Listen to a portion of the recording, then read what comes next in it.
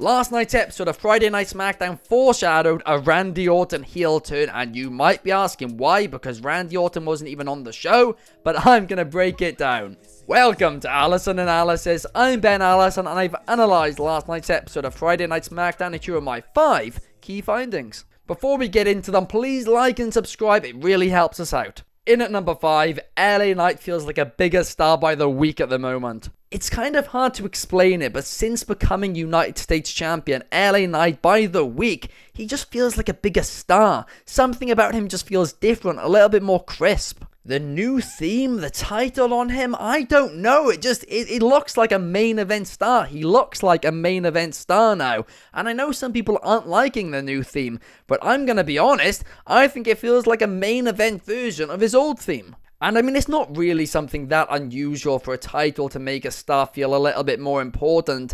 But in recent years in wrestling, because there are so many titles now, I often feel that it doesn't feel like that's the case a lot of the time. I think Gunther's the obvious exception to that, rule.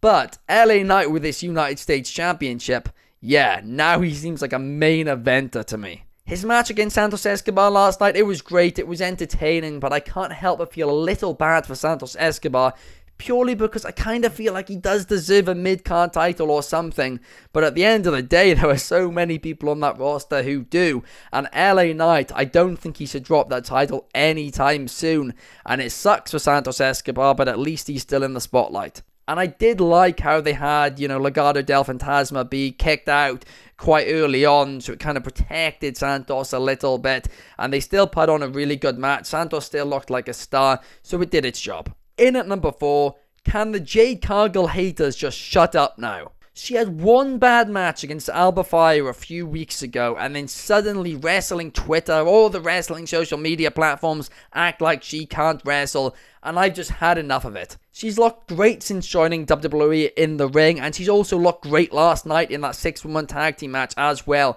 She looks like a star every time she steps in the ring, and quite frankly, I don't understand why she gets all this hate. There does seem to be some sort of agenda against her, and it makes no sense to me. She looks like a star, she wrestles well, she's not the best wrestler on the planet, but she wrestles well.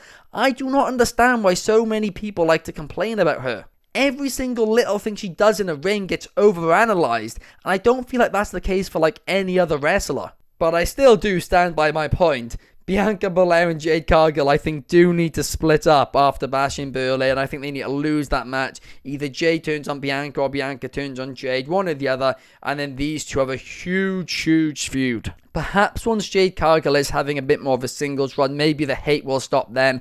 I don't know, to be honest with you, because I don't know where it's coming from.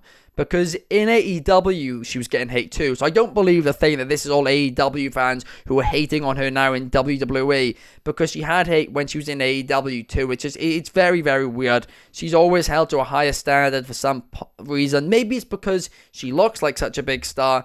But I don't know. It's very bizarre. In at number 3, WWE are trying to get fans to care about Austin Theory. And I'm just not sure if it's working. The Grayson Waller effect last night, I mean, the entire point of the segment was to get fans to care about Austin Theory. Cody was trying so hard. Austin Theory was making these cringe poses in front of the Instagram Live. It was so weird. And I just don't think it's going to work either. I really hope I'm wrong because I like Austin Theory. I really do. But fans just don't care for him. And I kind of feel like the obvious direction was to turn him into a monster heel or something. But turning him into a babyface, I think this might backfire. I mean, it's super risky because if it does work, then that's brilliant, right? But I think there's a high risk of it failing, and if it fails, then I think, and I hate to say this, but I think his WWE run might be done. I mean, it is, in a way, very similar to the Drew McIntyre situation years ago, so maybe he could leave WWE for a couple of years and then come back. He's still very young. He has the time to do that, and maybe once he comes back, he'll feel more like a star. But just something's missing. And it's bizarre as well, because in the ring, he's actually really good. On the mic, he's not bad. It's hard to put the finger on, what he's actually missing. But it's just something. It's just that connection with fans. But yeah, I don't think a gimmick where fans are meant to feel sorry for him is the answer right now. In at number 2, the Broken Crown backstage segment was one of the funniest segments I've ever watched. Pretty Deadly just rushing to try and fix the crown while Tiffany Stratton's trying to rush them. Then you have Nia Jax come in, and Nia Jax just being so serious and like so heartbroken about it all, and Pretty Deadly just reacting to it and being like so frightened.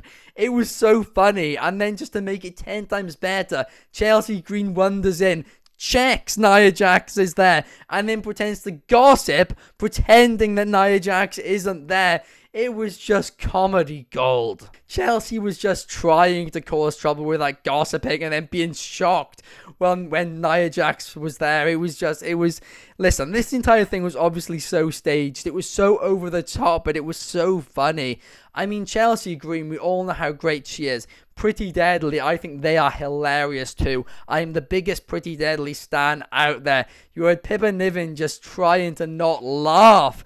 I mean, just everyone involved in the segment played their role so well. Nia Jax keeping a straight face. It was brilliant. The only negative about it at all is I feel like Michin maybe should have gotten involved just so they could have properly advanced that women's title storyline. But they did acknowledge it. Obviously, Michin had that vignette as well. But that's my only complaint about it. But I was laughing so hard watching this. In at number 1, a Kevin Owens heel turn would be way too obvious at this point. For weeks now, I thought either Kevin Owens, Randy Orton, or both men would turn heel, but I am now convinced that it's only going to be Randy Orton. I think all of this is actually foreshadowing the eventual Randy Orton turn. I don't think Kevin Owens is turning heel. I think he's staying babyface. And like I said weeks ago, I think Randy is going to be a little upset down the road that Cody Rhodes never offered him a championship opportunity after he offered Kevin Owens one. And of course, Cody's excuse is, well, you had one against Gunther, so I didn't think you needed one. But I still think Randy's going to get upset, and that's what's going to lead to the heel turn. And I'm going to predict it right now. I reckon Randy Orton is going to take out Kevin Owens at some point in the build-up, the start of January probably. And then we are going to have Randy Orton versus Cody Rhodes at the Royal Rumble. And then Randy Orton versus Kevin Owens at WrestleMania. It's been a while since we've seen a heel Randy Orton, and he's at his best when he's a heel. Let's be real about it. So I cannot wait for him to return to that, to that level. I'd love to see him win the championship. I don't think it's going to happen, but who knows? Maybe I'm wrong, because the WWE scene heading into this year's WrestleMania, I feel, is going to be very unpredictable, especially with the return of The Rock at some point. We don't know if it's going to be at the Rumble or at Mania. We'll have to wait and see. But that's all my analysis for last night's episode of SmackDown. What did you guys think of the show? Please let me know in the comments down below. And please like and subscribe here at Wrestling Republic. I will be back on Monday, to give my Allison analysis for AEW All In, which I'll be at live. I'm excited for that, and I hope you all have a great weekend. See you guys on Monday. Peace!